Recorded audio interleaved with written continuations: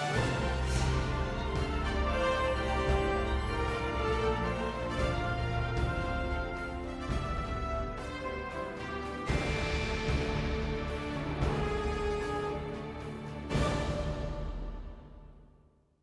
evening, Mongolia. Welcome to Today interview. Today I have a very special guest in our studio, beautiful lady, the British Ambassador to Mongolia, Miss Catherine Arnold.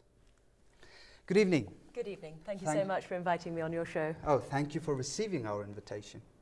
So let's start talking about, of course, the bilateral relationship between Mongolia and the United Kingdom since 1963. What have we succeeded throughout these years? So, that's a really good question. As you've already said, in January next year, we will be celebrating 55 years of diplomatic relations. And of course, as many people know, the United Kingdom was the first Western nation to recognise Mongolia. And we set up an embassy very, very shortly after. So our two countries have been partners for decades. And I think it's very hard to describe in minutes what have happened in decades. And of course, our two countries have changed in that period. But if you look at what's happened to Mongolia in the last 27 years since you embraced democracy, as two democratic countries, our relationship that was always good has only grown even stronger. I think some highlights are obviously the investment of British companies into Mongolia to deliver the economic future that you want for your country, but also the work that we do together as two democracies, both with each other's countries, but also internationally. Internationally. Right. Can you tell us about the current affairs, especially related to economic cooperation between our two countries? So there is a lot going on, is the easiest thing to say. The current if we basically divide it into two, obviously one of the messages that I receive regularly from the government, but also from Mongolian businesses, is the desire for more investment. Since I've been ambassador, we have hosted an investment event in London, and we have also worked with the government of Mongolia to support two other major investment events. That matters to us and it matters to you, because investment is what is going to support and drive forward the future that the government and the people of Mongolia want for your country. So that's one area that we are working. The UK is obviously one of the world's largest global financial centres, and so there are both major investors in Mongolia, in your economy, in the mining and other sectors, but we want to help Mongolia to achieve more. We've also, therefore, been providing some technical assistance to the government on how more effectively to promote a country overseas. That's something for Mongolia to do. You know what the message is that you want to put across. But there are things that we have learned from our own Great Britain campaign that we have been sharing with you. On the export side, we're, according to your Office of National Statistics figures, we are the second largest export market for Mongolia after China. So the export relationship with the UK matters for Mongolia, but also there's a lot of British expertise, British technology and British experience that is being used here in Mongolia, in your companies, in your businesses. Standardization, cutting edge technology, things that make things more efficient, easier to deliver, and easier then to sell your products overseas. So as you can see, there's a hugely broad relationship it's there. It's a broad relationship, yes. If you are to mention specific project, economic project, the last project that you've done or you've finished. Well, I think if we're looking at economic projects, I can give you a few small examples. So at the moment, for example, we are working with the IFC, and we are providing some funding to work with the Meat and Dairy Processors Union to support them to better understand what standards their members need to meet in order to export meat and dairy products from Mongolia to Europe and the United Kingdom. That's just one example. Another example would be we have worked with Building Information Management, which will enable your architects, your construction companies to access better quality and better value materials from overseas. Those are just two examples. There are many more. I mean, I'm sure there are many more. How about specific projects that are non-economic that you guys are concentrating on? currently? So again, it's incredibly broad. There's obviously the strong cooperation that we have with you as a democratic country. And I think that matters for both our countries. Both of us have abolished the death penalty. Both of us voted last year on a UN resolution protecting LGBT rights. Both of us are members of the UN Human Rights Council. That means that not only do we have the ability to learn from each other about how to shape these very important social issues, but we can work together to encourage other countries around the world to take the positive steps that both of our countries have. That matters, I think, not just for our countries, but for the world. For the world, for the rest of them. And are there any natural or cultural projects going on? I want some specific examples that you guys are working on. So today, some of your viewers may be aware that we have an Inspire Me education fair. This is focused on the offer of education, the offer of qualifications that are available to Mongolian. It also talks about our scholarship scheme. I think culture isn't just the sort of things that people talk about, music, dance. It's about the engagement between people from our two countries. The Chevening Government Scholarship Scheme is currently open for applications from Mongolians, and we have dozens of very, very talented Mongolians who've gone to the UK on this scheme, learnt more, and then returned to Mongolia to help build this country's future. But also, at the Education Festival, there is a whole programme of cultural events, from traditional English dances to Scottish music, to fancy dress and costumes that we wear in the United Kingdom. So this weekend and tomorrow from 12 o'clock until 6 p.m, there's another opportunity to experience more of British culture, British food and British drink. Can you open some surprises about the event? About the festival? So I think one of the surprises for our audience. is if you're, so I think you're going to be impressed. The aim is an Inspire Me festival. We have a strong list of people who will be talking about education, but I think perhaps the most valuable thing for your audience will be sessions on how to apply for universities, how to know which university to apply for, and more information on our Chevening Scholarship Scheme and how most effectively to apply. There are some tips that we know, but we want to share them with people who come to our festival. Very nice, very nice. And I heard about the project Wildlife, Illegal Trade of Wildlife that you guys are working on. Can you elaborate on that? Because that sounds very interesting to me and very essential, especially to a country like Mongolia that have broad landscape and broad wildlife. So absolutely. Green development is one of the central focuses of our bilateral relationship. There are a range of very large projects that we run in collaboration with the Ministry of Environment, but also with other players. And one of them is this, how to counter the illegal wildlife trade. The main organisation that's leading on this for us with British government funding is the Zoological Society of London. London Zoo, as people tend to know about it. It's one of the oldest zoological societies in the world, but their first Asia office was actually here in Mongolia. So everywhere else they are in Asia, they've learnt from their experience here. So why is the illegal wildlife trade a priority for the British government? I think there are really two answers to that. There's the answer that people who love conservation understand. These are precious animals. There are not very many of them in the world.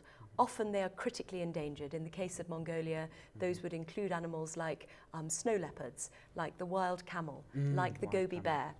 These are something that matters to your country and your culture because of themselves. But then there's a second, and to the rest of the world as well. These are global treasures, but also national treasures. But there's actually another reason for this. If you look across the world, two things are true about the illegal wildlife trade and all illegal trafficking. Firstly, the networks that are used to traffic animals illegally or products of animals illegally are often the same networks that are used to traffic things that are already a high priority. So if you look around the world, that would include people, drugs, guns. That's not necessarily relevant to Mongolia in its entirety, but effectively, if you need a network to smuggle something illegally out of a country, you will go to the same criminal underworld that is often trafficking other things that are obviously damaging to your society. But I think there's also another reason that matters for everywhere. These animals and the value that they represent in a third country are your country's resource. your country needs to take the decision of how you use that resource. Whereas at the moment, quite often, if a herder shoots an animal illegally and traffics it illegally, yes, he does get some financial benefit. Right. But this in no way represents the final value that is usually realized by somebody outside Mongolia. So effectively what is happening economically is that your resources are being stolen from you. And in the process, With obviously, beautiful animals are being destroyed, and with them, the habitat and environment that we all love in Mongolia. You've lived in Mongolia for the last 2 years now, Yes. since 2015. What makes Mongolia different than any other Asian countries you worked before? You've been around Asian countries a lot. Yes. So, I mean, I really love being in Mongolia. I think there are sort of two things that always strike me about living here. I think the first is the incredible sense of space that is available when you go into the countryside. A few years ago, I went and helped a British charity and the Mongolia Ministry of Environment release some wild camels, that's the havdre, back into Gobi Strictly area, protected area A. That's an area the size of the country of Holland. And at that particular moment, there were probably about 15 people in that entire area. That's unique. I don't think it's unique in Asia. I think it's possibly unique in the world. In the world, I think the other thing is the people. I really love working in and with Mongolians. I have personally never come across a nation that as a collective is so full of new ideas, new vision, new sense of possibility. And that's a very, very exciting thing to work with. And of course, that's one of the reasons why our bilateral relationship can come from strength to strength, because Mongolia is looking for more all the time, more information, more expertise, more opportunity.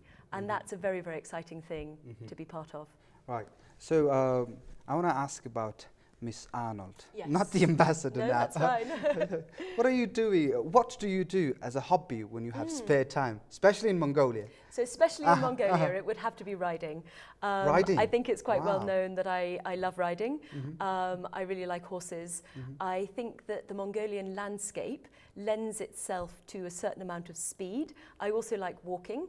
I like hiking in Bogd, but if I'm on the steppe, you want to go a little bit faster than a walk so that the landscape starts to change. But I also really like Mongolian horses. They have a lot of personality and therefore it makes them very, very fun to ride. Right. Do you have horse back in England? I don't. My neighbours have a horse, but I think my mother basically said, Catherine, you get up at 6 in the morning and look after it, or you don't have one. Oh, wow. And I think she knew that I was never going to get up at 6 in the morning and she'd end up looking after it. So she always said no.